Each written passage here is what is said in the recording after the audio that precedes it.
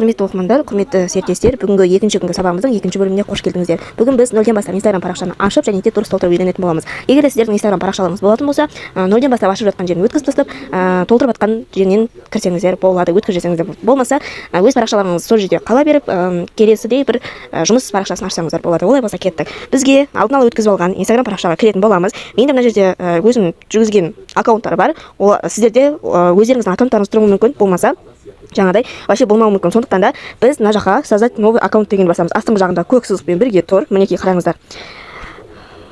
Сол жерден біз ең бірінші номер телефона дегенді немесе зарегистрировать электронным адресін деп тұрады. Біз менің номерім тіркелгендіктен мен электронный почта арқылы басамын. Яғни зарегистрировать с электронным адресом дегенді басамыз.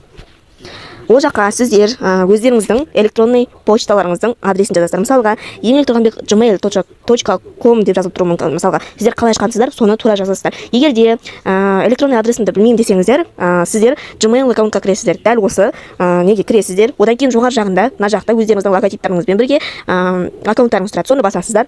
Дәл осы жерде қараңыздар. Мына жақта жоғары жағында сіздердің аккаунттарыңыз тұрады. Соны жазатын боласыздар. Және де сол жаққа код келетін болады. Елкош мына дайын күйінше шықты. Далені басамыз.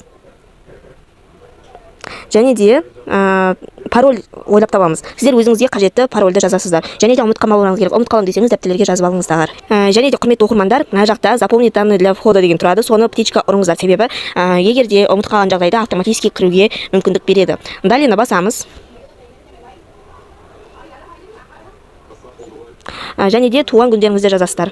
Мысалға 04 август және де 2002 деп тұрамыз. Установитті басамыз, далені басамыз және де имямызды жазамыз. Бұл жерге енді біз жаңағыдай өздеріңіздің аттарыңызды жазып қоюларыңызға болады. Қазақшалап немесе ағылшыншалап деген сияқты болады. Мысалға, мен жай ғана жұмыс барысында курс өткізіп жатырмын, поэтому курс деп жазамын. Қараңыздар, далені басамыз.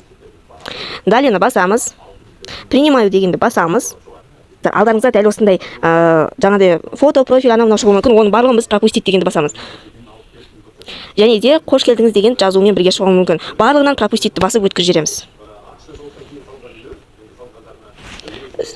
Мінекей біздің аккаунтымыз ашылды. Новый аккаунт ашып жатқан кезде сіздерде былай шығуы да мүмкін. Дәл осылай, осы жерде новый аккаунт ашып жатсаңыздар, басқа аккаунт жоқ болатын болса, сіздерде дәл осылай шығады. Сіздерде бұл жерде создать новый аккаунт деп астынан басқандарыңыз жөн болады. Міне, дәл сол кезде дәл осылай бағанағыдай толтырасыздар. Сіздерден екі жақта шығуы мүмкін. Егер де өз аккаунттарыңыз болатын болса, сіздерде дәл осылай шығатын болады. Және де егер де вообще аккаунт жоқ болатын болса, алдарыңызға дәл осы күйінше шығатын болады. Бірақ толтыруымыз дәл бағанағыдай. Енді келесі видеода мен сіздерге шапкасын дұрыс толтыруды көрсететін боламын. Сондықтан да арнадан алыстамаңыздар, каналға міндетті түрде жазылып алыңыздар. Рет-ретімен салына беретін болады.